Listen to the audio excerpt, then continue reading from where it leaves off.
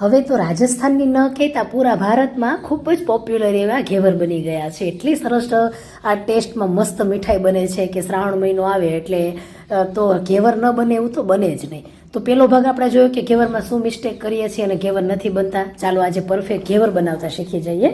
તો જુઓ, મેઝરિંગ કપથી આપણે લોટનું માપ લેવાનું છે. તો મેંદાનો ઉપયોગ થાય છે તો 150 ગ્રામ જેટલો મેંદો લેશું અને દબાવીને આપણે યુઝ કરશું, એટલે દબાવીને ભરશો એટલે 150 ગ્રામ થશે. ઘી અહીં મેં ગરમ કરીને ઠંડુ કર્યું છે. અને જુઓ, હવે ટેબલ સ્પૂન પ્રમાણે આપણે માપ લેવાનું છે. તો 3 ટેબલ સ્પૂન જેટલું ઘી લેશું. જો રેગ્યુલર ઘરની ચમચી લેતા હોય ને તો 4 ચમચી પ્રમાણે લઈ લેવાનું છે. તો 3 ટેબલ સ્પૂન પ્રમાણે આપણે ઉમેર્યું છે. ત્યાર પછી બરફના ટુકડા ઉમેરી દઈએ અને બરફના ટુકડા સાથે જ ઘીને આપણે આ રીતે એક જ ડાયરેક્શનમાં મિક્સ કરતું જવાનું છે. તો 3-1 મિનિટ જેટલો ટાઈમ થશે બરફની સાથે ઘીને આ રીતે મિક્સ કરતા. એટલે જોઈએ ને તો ઘી છે ને એકદમ સરસ એવું આવું માખણ જેવા ફોર્મમાં આવી જશે, એકદમ કઠણ અને જાડું બની જશે. ત્યાર પછી બરફના ટુકડાને આપણે કાઢી લેવાના છે. હવે જે ઘી છે જે આપણને માખણ જેવું લાગે છે તેને ફરીથી આપણે એક જ ડાયરેક્શનમાં 2 મિનિટ માટે મિક્સ કરવાનું છે. તો ટોટલ અહીં 4 મિનિટ જેટલો ટાઈમ લાગે છે. તો જુઓ ફ્રેન્ડ્સ, એકદમ મસ્ત એવું આપણે કેવું કેક ઉપર ક્રીમ હોય એવું ટેક્સચર તેનું આવી જશે. તો ચલો હવે છે ને આપણે પહેલે તો એ વાતનું ધ્યાન રાખીએ કે દૂધનો ઉપયોગ કરવાનો છે. તો એ પણ ઠંડુ લેશું. જુઓ 1/4 કપ છે અને તેમાં આપણે દૂધ ભરી લેવાનું છે. દૂધનું ધ્યાન રાખવાનું કે તે એકદમ ફ્રીઝવાળું અને ઠંડુ હોવું જોઈએ.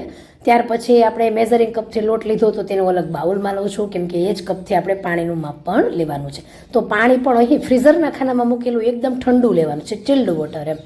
તો હવે જુઓ, થોડો લોટ આપણે ઉમેરતા જશું અને અહીં જુઓ મેં 2 ટેબલ સ્પૂન જેટલું ઉમેર્યો છે, સાથે થોડું દૂધ ઉમેરવાનું છે.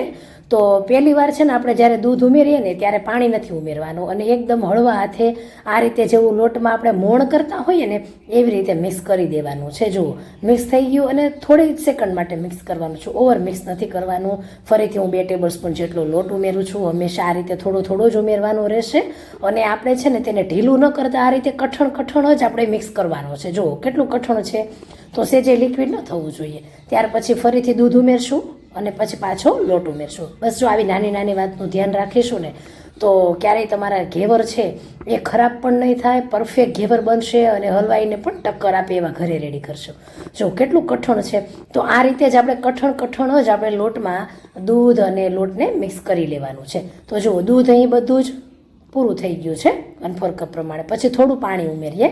ધ્યાન એ વાતનું રાખીએ કે આપણે તેને કઠણ જ મિક્સ કરશું. જો આગળનો આપણે પેલો ભાગ જોયો ને એમાં થોડું ઢીલું હતું, લિક્વિડ જેવું. જો અને અત્યારે જે નીચેનો ભાગ દેખાય છે એ જે અત્યારે આપણે બનાવી રહ્યા છીએ એમાં કઠણ જ છે.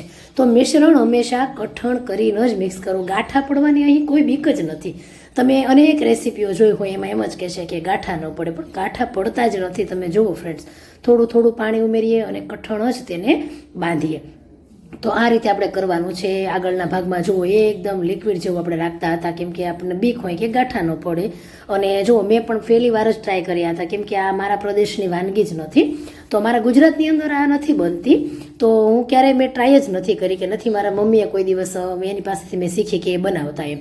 તો મેં પણ ટ્રાય કરી હતી, રેસીપી જોઈને જ કરી હતી યુટ્યુબમાં. અને મેં મારી રીતે ટ્રાય કરી. પછી એમાં મને પહેલી વાર તો સક્સેસ ગઈ, પણ બીજી વાર જ્યારે સક્સેસ ન ગઈ ને ત્યારે ખૂબ દુઃખ થયું કે મીઠાઈ બનાવી છે પણ નહીં બને તો શું કરીશ. તો જો આ રીતે જાડું મિક્સ કરી લેવાનું છે. ત્યાર પછી આપણે પાણી ઉમેરવાનું છે. તો પહેલાં આપણે 1 કપ જેટલું પાણી લીધું હતું, તેમાંથી જો આ રીતે થોડું મિક્સ કરતા જઈને આપણે પહેલાં તો જાડું બેટર બનાવ્યું, પછી એક સાથે આપણે પાણી ઉમેરી દેવાનું છે. તો આપણે ફરીથી 3/4 કપ જેટલું પાણી ઉમેરવાનું છે. તો અહીં આપણે 3/4 કપ પાણી હજી એક્સ્ટ્રા જરૂર પડવાની છે. 1 કપ જેટલું ટોટલ આપણે અહીં વાપર્યું છે, ફરીથી 3/4 કપ, એટલે ટોટલ આપણે 2.5 કપ જેટલા પાણીનો ઉપયોગ કર્યો છે. તો આ પરફેક્ટ મેઝરમેન્ટ છે. મેઝરમેન્ટને ધ્યાન રાખજો. જો ફક્ત પાણીને મેં મિક્સ જ કર્યું છે. પછી આપણે તેને ચોક્કસથી આ રીતે ચાવણીની અંદર ચાળી લેવાનું છે. આ રીતે ચાળવાની પ્રોસેસ કરીશું એટલે જે કંઈ થોડા નાના મોટા લમ્સ પડ્યા હશે એ બધા સરસ રીતે એમાં ભાંગી જતા હોય છે. સેજ જે બીક નથી રાખવાની, ગાંઠા પડતા જ નથી ફ્રેન્ડ્સ. અને થોડા નોર્મલ પડે ને તો આપણે ચમચાની મદદથી આસાનીથી તેને ભાંગી શકીએ છીએ.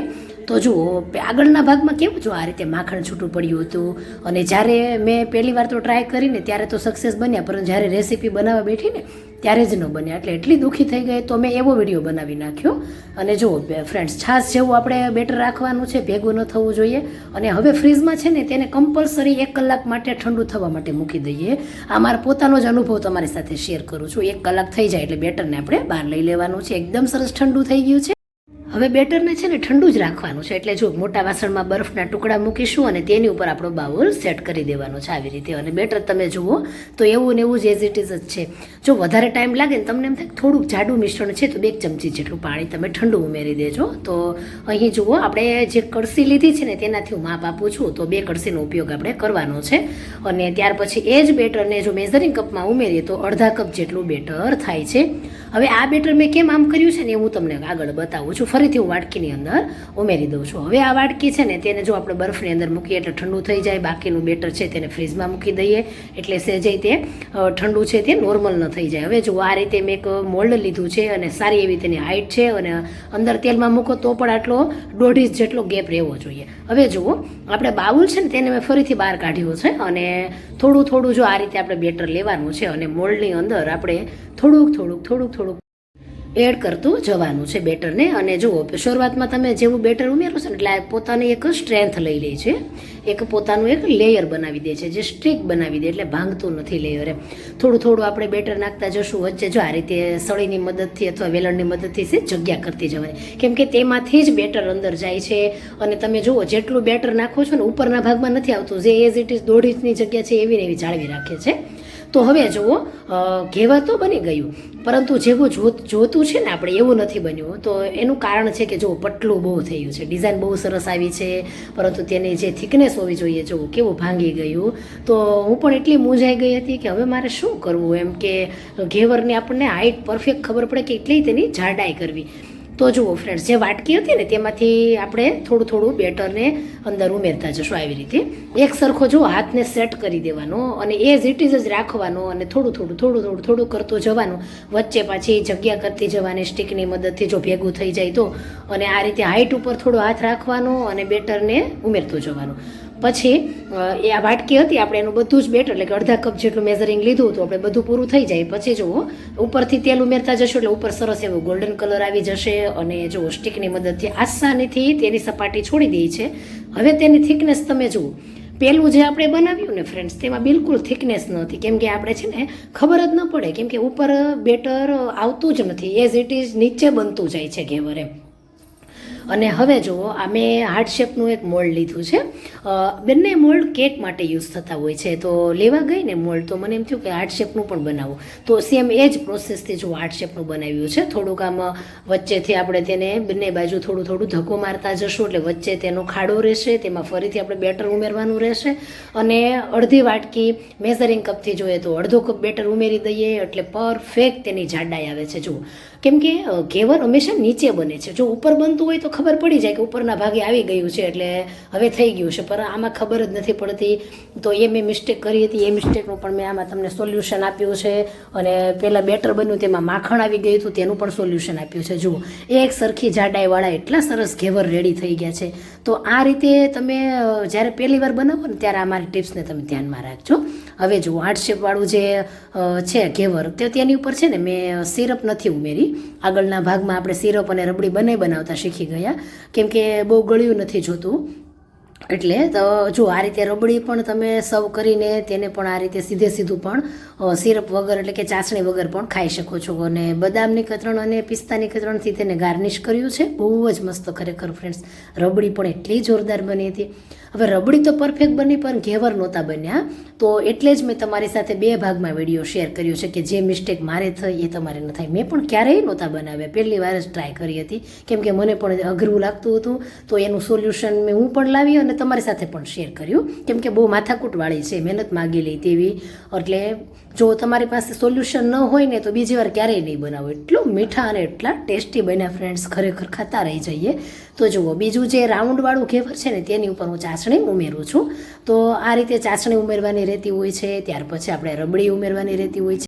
તો રબડી સરસ એવી લગાવી લેવાની છે આ રીતે. અને ત્યાર પછી તેને આપણે ગાર્નિશ કરીશું. તો કાજુ બદામથી આપણે તેને ગાર્નિશ કરીશું. ફ્રેન્ડ્સ કાજુ બદામ ન હોય ને તો પણ રબડી સાથે ઘેવર તો બહુ જોરદાર લાગે છે.